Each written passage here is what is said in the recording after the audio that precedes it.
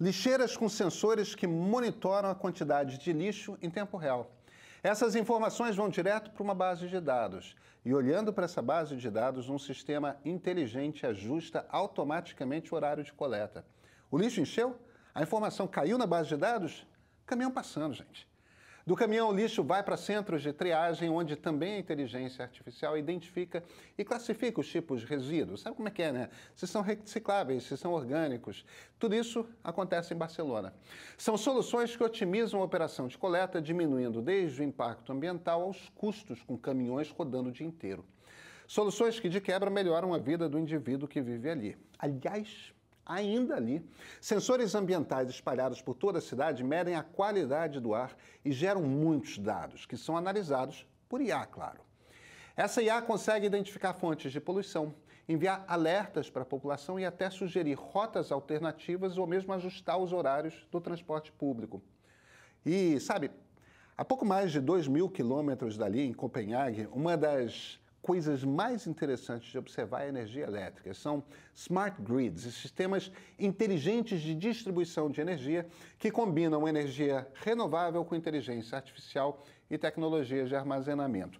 O negócio funciona à base de oferta e demanda. Tipo, no inverno de 2019, quando a capital dinamarquesa foi engolida por uma onda de frio, com as temperaturas chegando a -10, -12 graus Celsius, a demanda por energia para esquentar as casas, os negócios, essa demanda, ela disparou. Foi nesse momento que o sistema de Smart Grid fez toda a diferença. A rede acompanhou a todo o tempo os níveis de consumo e os picos de demanda. Quando percebia que a rede elétrica convencional estava prestes a ficar sobrecarregada, redirecionava a energia de fontes renováveis para equilibrar as coisas, evitar falhas no abastecimento. Ninguém quer, né? Enquanto isso, ainda sobra de energia produzida durante o dia, principalmente de energia solar, era armazenada em baterias e liberada nos horários de pico. Ao mesmo tempo, a IA também atuou para prever possíveis falhas e fazer a manutenção preditiva. Foi essa rede de tecnologias que manteve de pé o fornecimento de energia, mas também ajudou a cidade a avançar em suas metas de sustentabilidade, já antecipando as necessidades energéticas do futuro. Agora vem cá.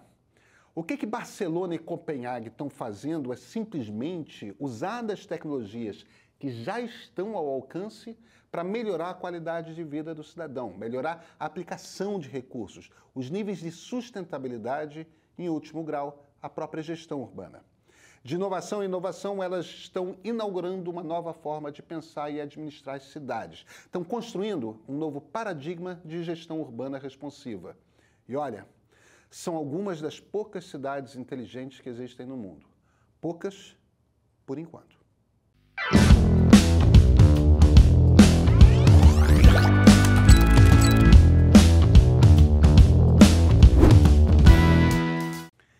É difícil falar em cidades inteligentes porque essa definição evoca muito aquela imagem de Jetsons, né? De cidades futurísticas, carros voadores e tudo mais.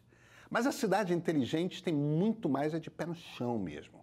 É aquela que consegue usar e integrar ferramentas tecnológicas para coletar dados, mapear a realidade, os desafios únicos daquele município e aí apontar soluções para um monte de áreas. Mobilidade, saúde, segurança, sustentabilidade, governança digital. Imagina só a diferença gritante de pensar iniciativas inteligentes para cidades europeias e para os nossos municípios aqui, que carecem de coisas muito específicas e coexistem com um país emergente. Aí é outra história. Para você ter uma ideia, São Paulo, que tem o problema do trânsito extremamente latente, já conta hoje com semáforos inteligentes que respondem ao fluxo de trânsito. Tem muito carro esperando, poucos pedestres, tem ambulância que precisa passar com urgência. Ao mesmo tempo, essas informações que vêm de câmeras, sensores e aplicativos como o Waze, elas são centralizadas num grande banco de dados, o que ajuda a enxergar o problema completo e planejar melhor. Os ônibus são monitorados em tempo real com GPS, os passageiros conseguem acompanhar a localização ao vivo.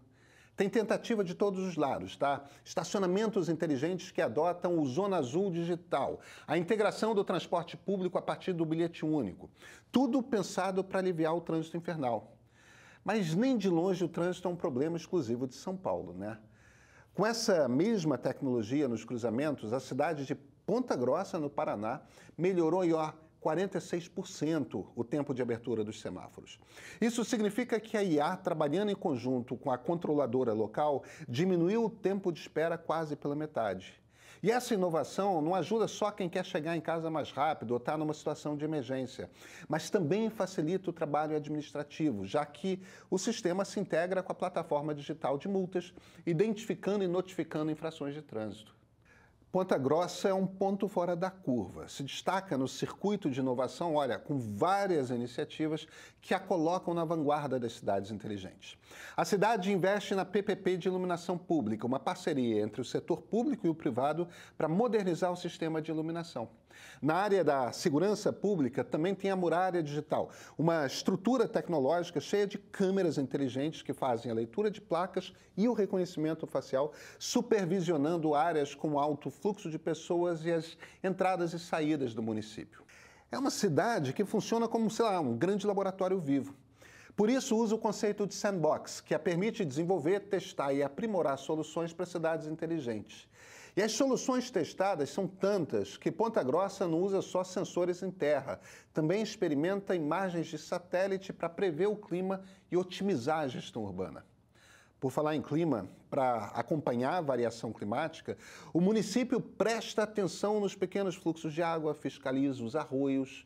Com isso, consegue informar a população sobre a possibilidade de alagamento nas vias. É uma solução tão precisa que gera alertas praticamente em tempo real, permitindo que a Defesa Civil se organize com antecedência para eventos climáticos.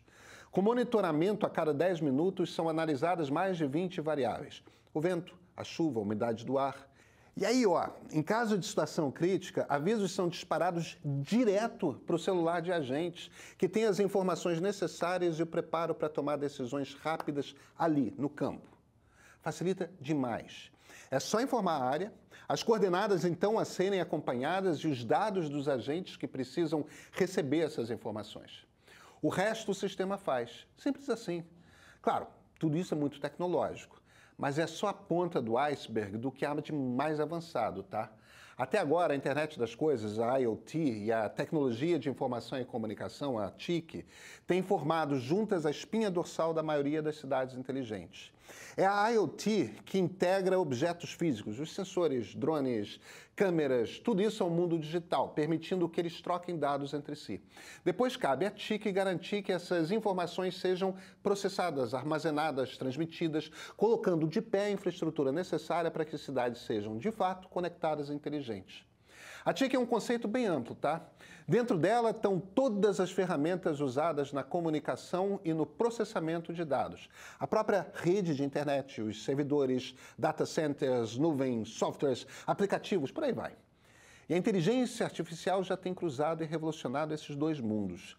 Então qual é a novidade? O pulo do gato está na perfeita integração das tecnologias que catapultam o desenvolvimento de cidades inteligentes a uma nova era, a era dos gêmeos digitais. Essa tecnologia cria réplicas virtuais em 3D de toda a infraestrutura urbana, refletindo com precisão o comportamento e as condições da cidade. Essa é uma explicação bem resumida, porque, na verdade, os gêmeos digitais vão muito além de uma cópia virtual. Imagine que, em vez de um sistema estático, a cidade tem uma réplica digital em 3D que está constantemente sendo alimentada por dados em tempo real, vindos, claro, de sensores espalhados por toda parte, desde câmeras de segurança até medidores de tráfego e consumo de energia. E o interessante mesmo nem é o fato da cidade estar sendo mapeada virtualmente, mas como essa réplica digital, ela aprende com os dados. E é aí que entra a inteligência artificial. Essa réplica da cidade, ela usa algoritmos de aprendizado de máquina para analisar e interpretar os dados coletados.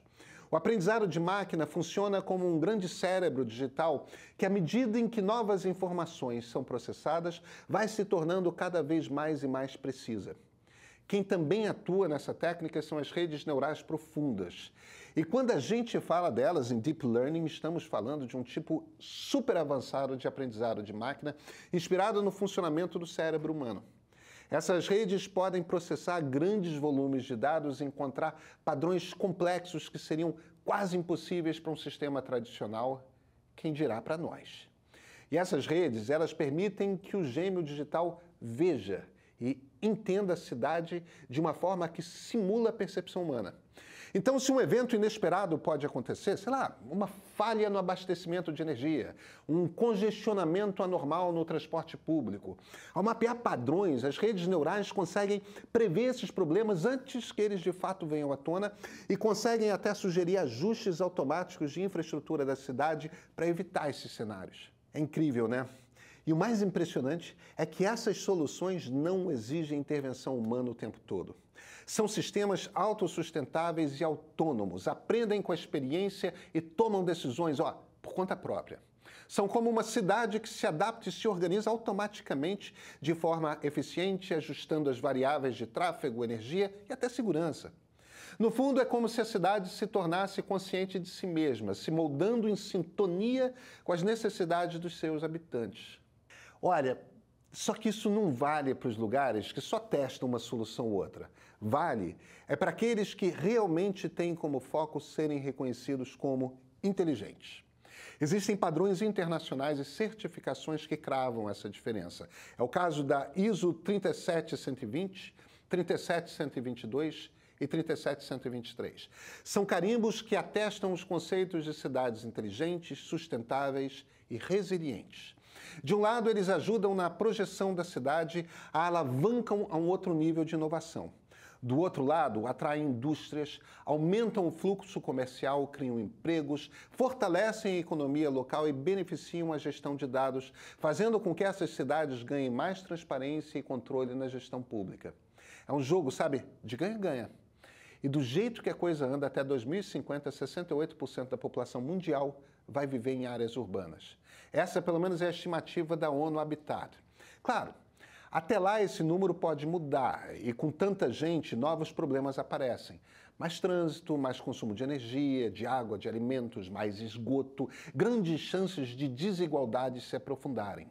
E aí que tá. As tecnologias para lidar com esse cenário iminente, elas já existem. Então aí. Novos problemas precisam de soluções criativas e a revolução das cidades inteligentes é um convite para tirar essas soluções, do papel. O propósito dessa nossa conversa aqui é abrir os olhos para as novas saídas que podem refinar a gestão municipal, o jeito de se fazer governança.